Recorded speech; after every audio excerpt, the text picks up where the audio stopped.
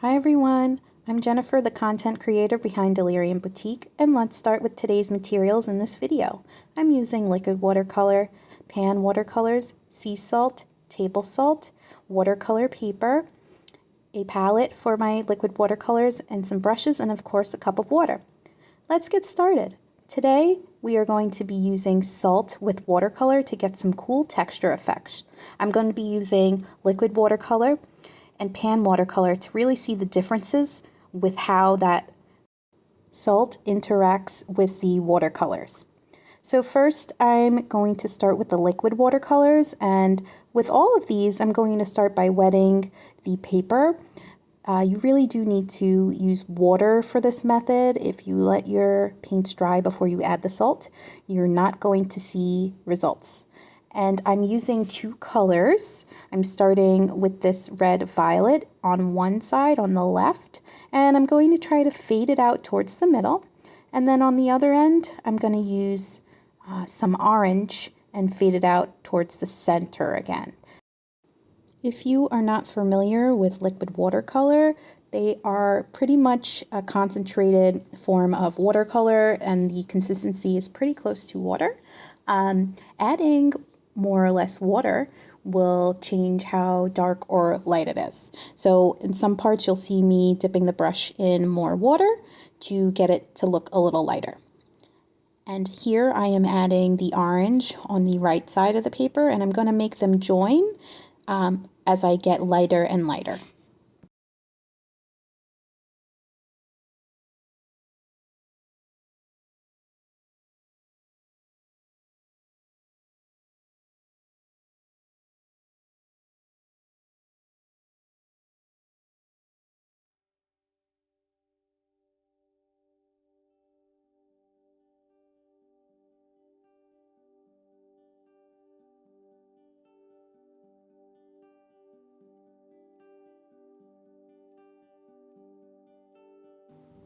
Now we're going to add some table salt. This is just iodized salt, so the granules are a lot thinner, a lot smaller than the sea salt ones that we will be using. They're very fine. And we're taking this and we're sprinkling it over the top of our wet watercolor painting. You really, again, want to make sure your painting is wet so that the salt can absorb in.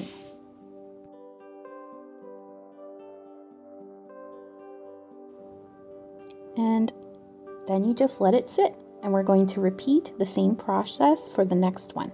So again, we're painting the water onto the paper, and we're going to go in with the liquid color. I'm going to keep the same type of pattern or gradient as I have above it, and starting with the violet, the red violet on the left hand side and the orange on the right hand side, and meeting at the center. And this one will be for the sea salt, the coarse sea salt.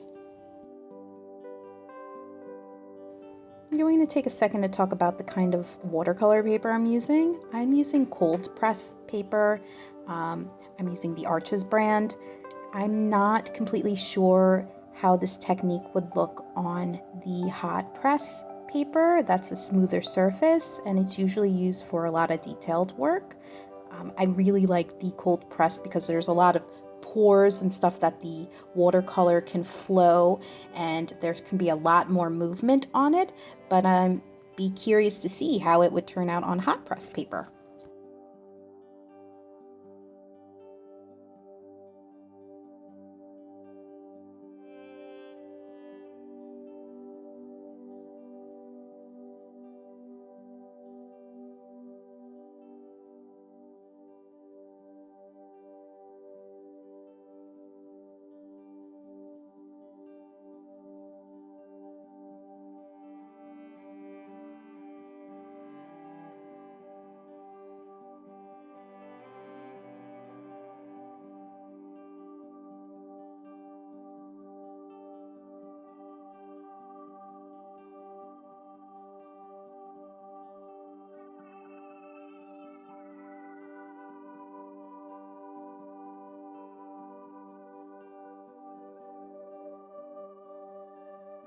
Now we're adding that coarse sea salt Okay, and you can see the granules are a lot bigger than the table salt. And we're going to do the same thing as we did before.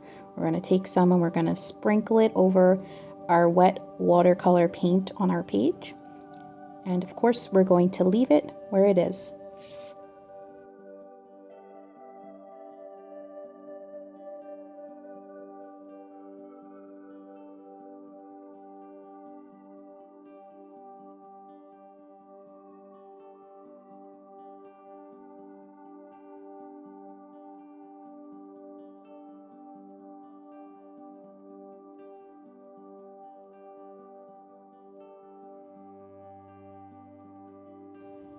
Next up, we're going to use our pan watercolors. I think this is the one that a lot of people are most familiar with. They come in containers like this. They are solid and you have to add water on your brush and swish it around in your color to get some of that pigment. But we're going to start similarly to how we did in the previous two. We're going to wet our paper, and I'm going to do both slots at the same time with wetting our paper.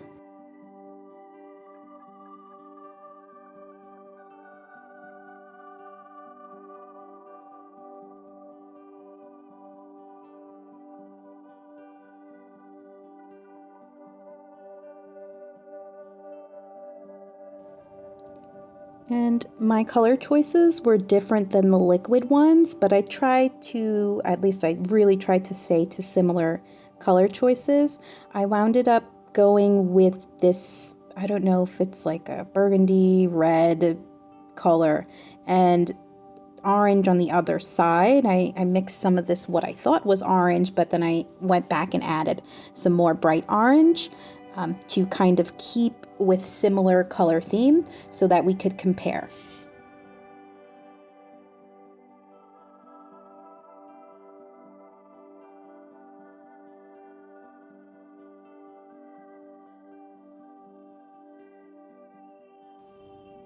Again, adding that same gradient effect and blending it darker from the edges to meeting at the middle with a lighter shade.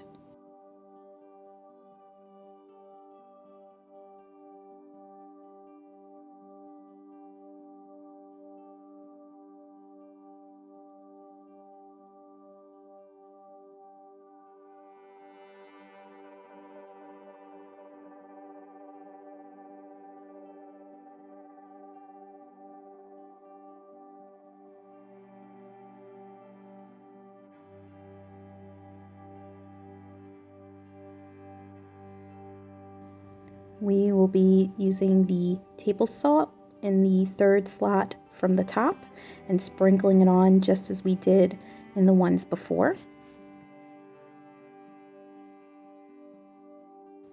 Then we're going in with that coarse sea salt on that bottom spot and sprinkling it on just as we did before. And we just have to leave this to completely dry, and then we'll come back and see our results.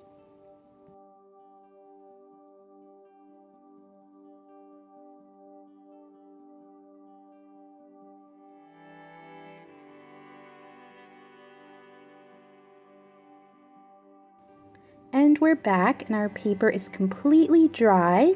So we're going to do the fun part and we're going to get rid of the salt. You'll just have to gently rub off the salt. It's natural for some salt granules to dry onto your paper. And you want to make sure your paper is completely dry, that nothing looks shiny or wet. And you're going to scrape off with your hand. And then I'm going to remove this cute little llama washi tape. Say goodbye, llama washi. And while I'm doing that, I'm going to talk about the uses for this technique. This is a great way to create texture. If you stay to the end of the video, I'm going to give you guys some examples of my work and how I use this, but you can create so many different textures with this for so many different things.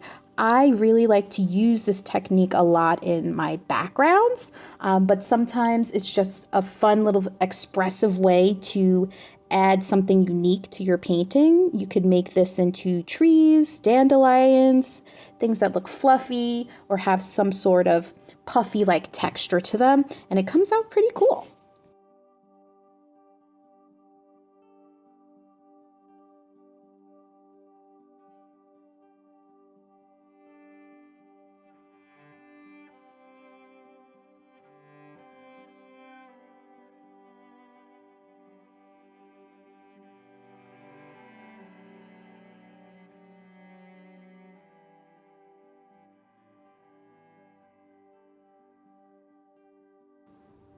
The textures came out really cool on all four of them. Some of them I do notice look a little bit different, but the salt really absorbs some of that paint and kind of leaves behind these imprints, which is really neat.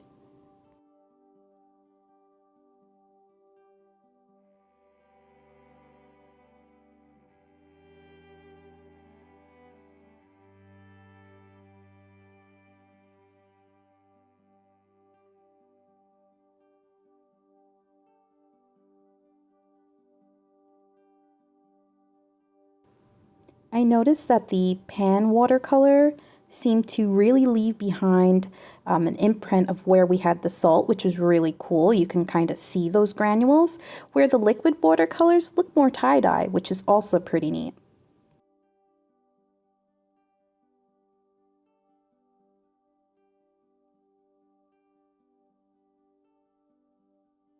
I think my favorite one is the liquid watercolor with the table salt at the very top. It looks so cool. Would you guys ever use this technique, or have you? And I'm curious, what have you guys used this for and what would you like to use this for? Here's some of my work where I incorporated this salt technique into. Here's a mixed media skull with charcoal, but the background is primarily watercolor. And I love the way those cells came out. I really like to play around with that and kind of put that in different spots in my artwork. And another skull is coming up. I incorporated salt into my background. I used a lot of water as well to really help with this luminescent effect. Anyway, thank you guys so much for watching this video. If you enjoyed this, please make sure you like, comment, and subscribe to my channel. Thank you again, and have a great day.